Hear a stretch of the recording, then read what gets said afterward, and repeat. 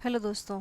इस वीडियो में हम लोग 67th बीपीएससी का जो साइंस पोर्शन है उसको उस पार्ट्स को कवर करने वाले हैं, क्योंकि मुझे लगा कि एक साथ 150 क्वेश्चन को कवर करना तो आसान नहीं होगा, क्योंकि हम लोग इसको थोड़ा विश्लेषण से भी देखने वाले हैं। तो हम आज साइंस का पोर्शन कवर करने वाले हैं जो कि बहुत ही इम्पॉर्टेंट होता है। 150 में 30 क्वेश्चन जो है वो आपका साइंस से आता है। दीदी सोचिए आप, ये 30 में एटलीस्ट 25 भी सही होता है तो आपका 25 नंबर तो सेफ़ है। तो इसलिए साइंस काफ़ी इंपॉर्टेंट होता है और बहुत डिफ़िकल्ट नहीं है। यदि आप बेसिक 6 to 10th एनसीईआरटी भी अच्छे से पढ़ लेते हैं तो ये काफ़ी है। ठीक है, तो चलिए देखते हैं कुछ क्वेश्चन जो साइंस के पूछे गए हैं। पहला क्वेश्चन जो केमिस्ट्री से है, यहाँ क्वेश्चन मैंने हिंदी और इंग्लिश दोनों में रखा है, जो कि ईजी होता है पढ़ने, क्योंकि साइंस बेसिकली प्रेफर करते हैं हिंदी में पढ़ने के लिए। बट मैंने हिंदी भी रखा, इंग्लिश में, सॉरी, साइंस बेसिकली प्रेफर करते हैं हम इंग्लिश में पढ़ने के लिए, बट मैंने दोनों रखा है ताकि जो हिंदी वाले मीडियम वाले स्टूडेंट हैं वो भी यहाँ पे समझ सकते हैं। सो क्वेश्चन नंबर 1 है हमारा केमिस्ट्री से। तो क्वेश्चन है कि noble metals are found in pure form in nature. Yes, सही है। क्यों? क्योंकि नोबल मेटल्स क्या होते हैं? उत्कृष्ट धातु वो धातु होते हैं, नाम से ही लग रहा है उत्कृष्ट, मतलब ये जो धातु हैं ये किसी से भी रिएक्ट नहीं करते हैं, ये काफ़ी प्योर फॉर्म में पाए जाते हैं। तो अभी तक आपको पता है कि यहाँ पे 4 मेटल्स आते हैं जो कि प्योर फॉर्म में आता है। एक है सिल्वर, मैं साइंटिफिक नेम लिख रही हूँ, एक है गोल्ड, प्लैटिनम और है पैलेडियम। ये 4 मेटल जो है ये हमारा नोबल मेटल में आते हैं। ओके ओके, सो ये हो जाएगा हमारा पैलेडियम, पीडी है। नेक्स्ट क्वेश्चन नंबर 2 देखते हैं। ओके, सो क्वेश्चन नंबर 1 में आंसर 1 करेक्ट है, बट 2 करेक्ट नहीं है, क्योंकि यूरेनियम और lead are not noble metals. Option number C. Okay, 51 का सी हो गया। 52 पे देखते हैं, ये क्वेश्चन अगेन केमिस्ट्री से है। Addition of salt in a pure water increase the boiling point and decrease the salt जो है ये क्या है? एक नॉन वेपराइजेबल सॉल्यूट है। तो जब ये डिजॉल्व करते हैं वाटर में, इसका बॉइलिंग पॉइंट जो होता है जाता है इंक्रीज और मेल्टिंग पॉइंट जो जाता है होता है डिक्रीज। लेकिन जब कोई चीज़ जो जो कि वोलेटाइल है, वोलेटाइल मतलब क्या? जो कि इवोपरेट वेरी बहुत जल्दी हो जाता है। जैसे कि मान लीजिए सैनिटाइजर में क्या होता है? अल्कोहल होता है। अल्कोहल को जब आप रब करेंगे तो वो बहुत जल्दी हवा में चला जाता है। तो ऐसे चीज़ों को जब हम मिलाते हैं तो उसका बॉइलिंग पॉइंट हो जाता है decrease. Okay, so option number 1 and 2 both are correct, हो जाएगा 52 का B. Next question 3 which of the following is the main constituent of biogas. Biogas को दूसरों और क्या बोलते हैं दोस्तों? इसको गोबर गैस भी बोलते हैं। आपको पता है इसका कंस्टिट्यूशन मेनली मीथेन हो जाता है। इसका फॉर्मूला क्या है? CH4। So option number C is the correct option. Next question 54 which of the following would cause the red bright colour due to bursting of the crackers. आपको पता है दिवाली में हम ये जलाते हैं और जो लाल रंग बहुत तेज होता है वो होता है स्ट्रॉसियम के कारण। So option number C is the correct option. 55 क्या बोलता है? Which of the following is salt loving plant is called. आपको पता है यहाँ पे जो सॉल्ट होता है, ठीक है, सॉल्ट हैलो, हैलो मतलब क्या होता है? सॉल्ट। ठीक है, जैसे कि जो केमिस्ट्री वाले बच्चे होंगे वो पढ़े होंगे हैलोजन। हैलोजन मतलब क्या होता है? वैसे नॉन मेटल जो कि जब भी कंबाइन करता है मेटल से तो सॉल्ट बनाता है, जैसे कि क्लोराइड, सोडियम क्लोराइड NaCl हो जाता है हमारा, राइट। तो वैसे ही अब जो प्लांट है इसको हेलो से लिंक करना है तो हेलोफाइट हो जाएगा। फाइट मतलब होता है plant. So option number B is the correct option you have. Now 56 fungi और कॉल्ड। आपको पता है जो फंगी होता है वो डिकम्पोजर में आता है, राइट। अभी जब भी हमारा कुछ भी खाना वेस्ट है या रखा हुआ है, हम जैसे ब्रेड, ठीक है, वो रखा हुआ है, हमने नहीं ध्यान दिया तो उस पर क्या होता है? ब्लैक ब्लैक ग्रो हो जाता है, उसको फंगस या मोल्ड्स बोलते हैं। तो ये जो होते हैं ये खाना खुद नहीं बनाते हैं, ये बाकी जो जो पदार्थ जो मौजूद होते हैं वातावरण में उसको वो खाते हैं। इसका मतलब क्या हुआ? इसमें क्लोरोफिल नहीं होता होगा। बहुत ही क्लियर है, क्योंकि जिसमें भी क्लोरोफिल होगा वो खाना अपना खुद बनाएगा। तो फंगी को यदि आप प्लांट बोलते हैं तो वो प्लांट आप बोल सकते हैं जिसमें क्लोरोफिल नहीं होता। Option number A is the correct option. 57 pollination क्या होता है? पॉलिनेशन एक प्रोसेस है जहाँ पे मेल पार्ट ऑफ फ्लावर जो कि क्या है? पोलन ग्रेन ट्रांसफर होता है to the female part of the flower, जिसको स्टिग्मा बोलते हैं। Option number C. Okay, next question number देखते हैं हम 58 जो है हमारा यहाँ। The plant receive their nutrients mainly from. अब आपको पता ही कि हम बहुत सारे प्लांट लगाते हैं, जब प्लांट ग्रो करते हैं तो कुछ पार्ट जो है प्लांट वो एयर से लेता है, क्या लेता है बताइए, हम बोलते हैं प्लांट लेता है CO2 और देता है ऑक्सीजन, बोलते हैं नहीं। ओके, प्लांट लेता है लाइट और ये बोलता है फोटोसिंथेसिस, सो लाइट भी ले लिया। लेकिन क्या ये न्यूट्रिएंट है? नहीं। तो ऑब्वियसली न्यूट्रिएंट कहाँ से आ रहा है प्लांट के लिए? प्लांट क्यों जिंदा है? क्योंकि न्यूट्रिएंट जो है ये हमारा सॉइल से ले रहा है। Soil you know is rich क्या है? मिनरल्स है। तो option number B is the correct option. Now question number 59, pine, fir, spruce, cedar और ये साइप्रस जो है फेमस यील्डिंग प्लांट है। आपको पता है ये जितने भी प्लांट को मैंने पढ़ा है ये सब में क्या होते हैं? फूल नहीं होते हैं। फूल नहीं होते हैं इसका मतलब क्या? जो बीज होते हैं वो कवर्ड नहीं होते हैं। तो ये टिपिकली है क्या? जिम्नोस्पर्म। ठीक है, जिम्नोस्पर्म को ऑल्सो बोलते हैं अनावृत बीजी, मतलब एक बीज ऐसा जिसमें कि कोई कवर नहीं है। जैसे कि आपको पता है हम लोग जो फूल वाले प्लांट देखते हैं, जैसे मान लीजिए ये फ्लावर है, ये सूरजमुखी का फ्लावर है, इसमें सीड कहाँ होता है? भीतर होता है, ये कवर किया हुआ रहता है, राइट। जब भी हमको सीड निकालना पड़ता है तो इसको हमको सुखा करके ब्रेक करके इसको निकालते हैं। जबकि यहाँ पे आप जो देख रहे हैं यहाँ पे बाहर ही है सीड, इसका कोई कवरिंग नहीं है, तो इसको बोलते हैं अनावृत बीजी। मोनोकोट डाइकोट तो आपको पता ही है, मोनोकोट वो सीड होते हैं जिसमें सिर्फ एक कॉटलेडन होता है, जैसे कि आप पकड़ लीजिए गेहूं हो गया, राइस हो गया। डाइकोट वो होते हैं जिसमें 2 सीड लीव होता है, जैसे दाल, कोई भी दाल को आप ओपन करेंगे तो उसमें 2 सीड लीव दिखेगा। कैसे दिखेगा ये?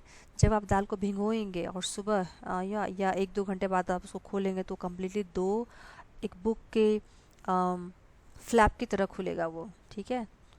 तो आप उसको ट्राई कर सकते हैं, इसको बोलते हैं dicot.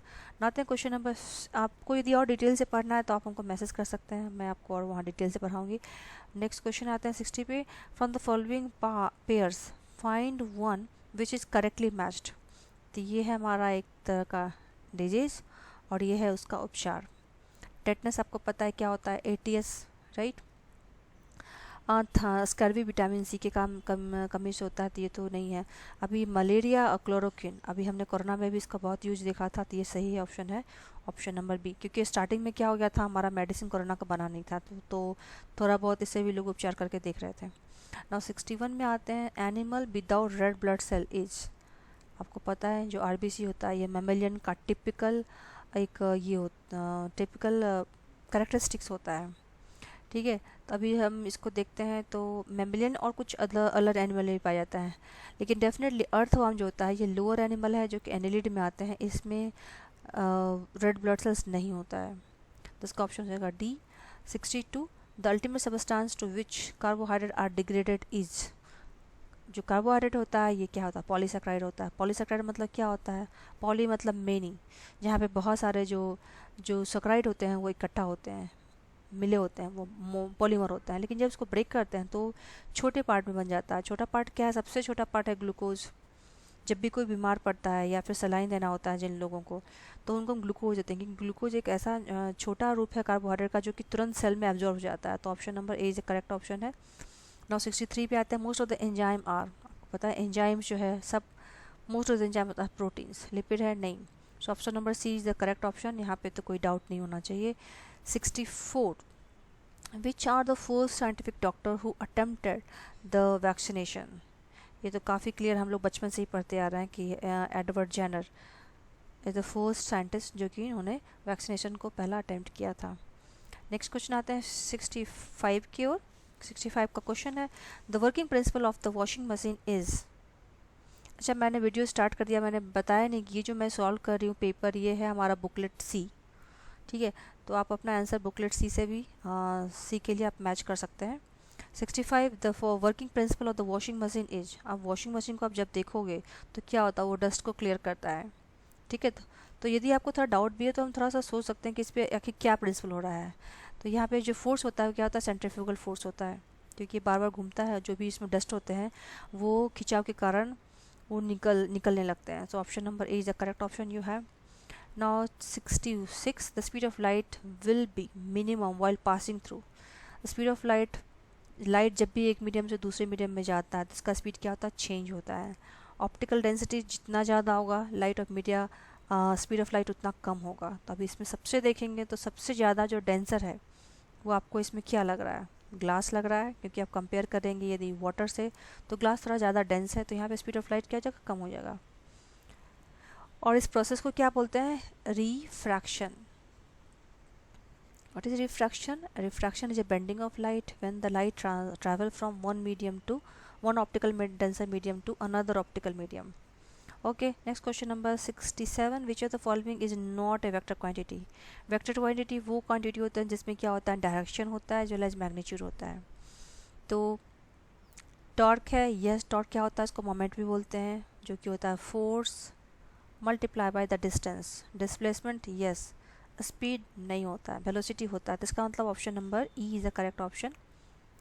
Okay, not asking you, not a vector quantity, इसका आंसर हो जाएगा देन सी. क्योंकि मुझे लगा कि इसमें सब होना चाहिए, more than one, but then I realize not a vector, तो इसमें होगा सी, क्योंकि स्पीड जो है उसमें सिर्फ मैग्नीट्यूड होता है. Okay, 68. In spinning speed of the earth increases when the weight of at the equator will. So अभी वेट आपको पता है, वेट क्या होता है? डिपेंड करता है हमारा ग्रेविटेशनल फील्ड स्ट्रेंथ पे, राइट. तो मास और वेट में क्या डिफरेंस होता है? मास जो होता है वो होता है मैटर, जो नेवर कभी भी बदलता नहीं है. लेकिन वेट जो होता है वो डिपेंड करता है हमारा जी कितना है. मान लीजिए अर्थ है, अर्थ से हम जितना दूर जाएंगे, अर्थ के सेंटर से हम जितना दूर जाएंगे, उतना जी घटते जाएगा, क्योंकि स्पेस में पता है आपको कोई वेट नहीं होता है. जिसका मतलब जी जो होता है जितना ज़्यादा होता है towards the centre of the अर्थ, उतना उसका वेट ज़्यादा होगा. तो अब देखते हैं इसका answer. If the spinning speed of earth increases, अभी अर्थ का जो स्पीड है वो इंक्रीज करेगा, तो weight of the body at the equator will be. तो body of the weight at the equator, तो उसका जो इक्वेटर पे है वो वेट कितना होगा, राइट. तो इसका मतलब हो गया. तो ये बहुत ही एक क्लेवर क्वेश्चन बीपीएससी के थ्रू पूछा गया है. एक्चुअली में देखिए कोई रिलेशन नहीं कि स्पिन जब होगा तो उसका जी पे क्या इफ़ेक्ट होगा. जी हमारा डिपेंड करता है कि हम अर्थ से कितना दूर है या नज़दीक है अर्थ के सेंटर से. लेकिन जब अर्थ एक्चुअली वेट कैसे काम करता है? वेट वो होता है जिसके थ्रू ये कितना पुल होता है टुवार्ड्स द सेंटर, जिसको हम लिखते हैं m इंटू जी, मतलब मास इंटू जी. अब जब अर्थ घूम रहा है तो उसका सेंट्रीफ्यूगल फोर्स लगता है, जो कि आउटवर्ड लगता है, राइट. तो ये जो फोर्स है ये क्या अगेंस्ट लग रहा है, ठीक है. तो अब जब ये अर्थ का स्पिनिंग स्पीड इंक्रीज होगा तो क्या होगा? सेंट्रीफ्यूगल फोर्स अभी इंक्रीज होगा, तो वेट जो होगा एक्चुअली में वो हमारा डिक्रीज होगा. क्योंकि आप यदि देखेंगे तो एक फोर्स जो है नीचे जा रहा है, एक फोर्स इधर जा रहा है, ठीक है. तो हमारा एक ये क्या होता है? रिवर्स में काम कर रहा है, तो वेट हमारा क्या हो जाएगा? डिक्रीज हो जाएगा. तो इसका आंसर हो जाएगा डी. ओके, सो स्पिनिंग का डायरेक्ट इफेक्ट जी पे नहीं है, लेकिन जब हम रिजल्टेंट फोर्स निकालते हैं किसी चीज़ का, कि मान लीजिए फोर्स कोई लेफ्ट जा रहा है, राइट जा रहा है, तो टोटल कितना फोर्स लेगा. तो अभी इसको देखेंगे, वेट लग तो रहा है सेंटर ऑफ ग्रेविटी पर, लेकिन चूंकि जो इसको बाहरी खिंचाव बल है वो बहुत ज़्यादा हो रहा है, तो इसका वेट क्या हो जाएगा? डिक्रीज हो जाएगा. ये काफ़ी क्लेवर क्वेश्चन पूछा गया है बीपीएससी के थ्रू. ओके, नेक्स्ट क्वेश्चन आते हैं 69. Who is the first person to define the speed? Speed को डिफाइन करने के लिए सबसे पहला जो पर्सन थे, जो फिजिक्स का क्वेश्चन है, वो कौन थे? तो इसका आंसर हो जाएगा गैलीलियो, क्योंकि Galileo was the first person. Galileo ने ही पहली बार ये दिखाया कि हम एक टाइम पे, मान लीजिए 5 सेकेंड या कुछ समय में कितना डिस्टेंस हम ट्रैवल करते हैं, यदि उसको हम डिवाइड करेंगे तो हमको मिल जाएगा स्पीड. तो he was the first person to divide the speed. चलिए आते हैं question number 70. What is the law in which under the same condition temperature, pressure, equal volumes are?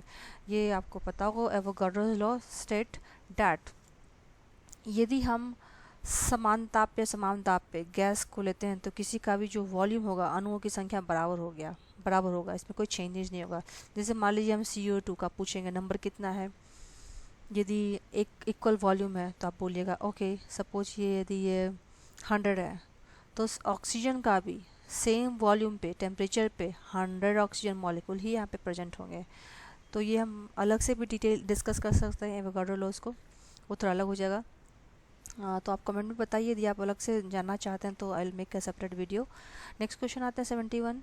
ये तो सबको पता होगा क्योंकि ये काफ़ी फेमस है, थ्योरी ऑफ रिलेटिविटी, जिसके कारण से एल्बर्ट आइंस्टाइन को नोबेल पुरस्कार से भी सम्मानित किया गया था. 71 का हो जाएगा 1 मिनट, मेरा पेन कहाँ है, यस 71 का हो जाएगा ऑप्शन नंबर सी. Now 72 देखते हैं. Due to the temperature variation along the conductor, potential variation occurs along it. This phenomena is known as the Thomson effect. अच्छा, इसका एक मैं सेपरेट वीडियो बनाने वाली हूँ, क्योंकि ये फिर से 20 मिनट उसमें चला जाएगा, तो मैं इसका सेपरेट वीडियो बनाने वाली हूँ। मैं यहाँ पे बहुत शॉर्ट फॉर्म में ये बताने वाली हूँ कि जो थॉम्पसन इफ़ेक्ट होता है वो एक कंडक्टर में होता है, ठीक है। लेकिन जो सीबेक इफ़ेक्ट और पेल्टियर इफ़ेक्ट होते हैं, फर्स्ट ऑफ ऑल वो दो कंडक्टर के कॉम्बिनेशन में होता है, ओके, जिसको थर्मोकपल भी बोलते हैं। तो हम लोग इसको बाद में भी अलग से पढ़ सकते हैं। सीबेक इफ़ेक्ट और Peltier effect both are reverse. तो यहाँ जो बता रहा है कि ड्यू टू टेम्परेचर, मतलब टेम्परेचर में जो वेरिएशन होगा उससे जो पोटेंशियल वेरिएशन क्रिएट होगा किसी कंडक्टर में, तो उस इफेक्ट को थॉम्पसन इफेक्ट बोलते हैं। और सीबेक इफेक्ट क्या बोलता है? सीबेक इफेक्ट बोलता है कि जब इलेक्ट्रिसिटी क्रिएट होता है, जब हम किसी थर्मोकपल को अलग अलग इन पे अलग अलग टेम्परेचर देते हैं, मान लीजिए यहाँ पे 20 है और यहाँ पे मान लीजिए 60 है, तो ये जो डिफरेंस होगा इससे इसके थ्रू यहाँ पे इलेक्ट्रिसिटी जनरेट हो सकता है, तो उसको सीबेक इफेक्ट बोलते हैं। और पेल्टियर इफेक्ट इसका जस्ट अपोजिट है। तो मैं इसका सेपरेट वीडियो जल्दी बनाने वाली हूँ, हम लोग उसको डिस्कस करते हैं। चलिए नेक्स्ट क्वेश्चन की तरफ देखते हैं, जो कि है हमारा 73।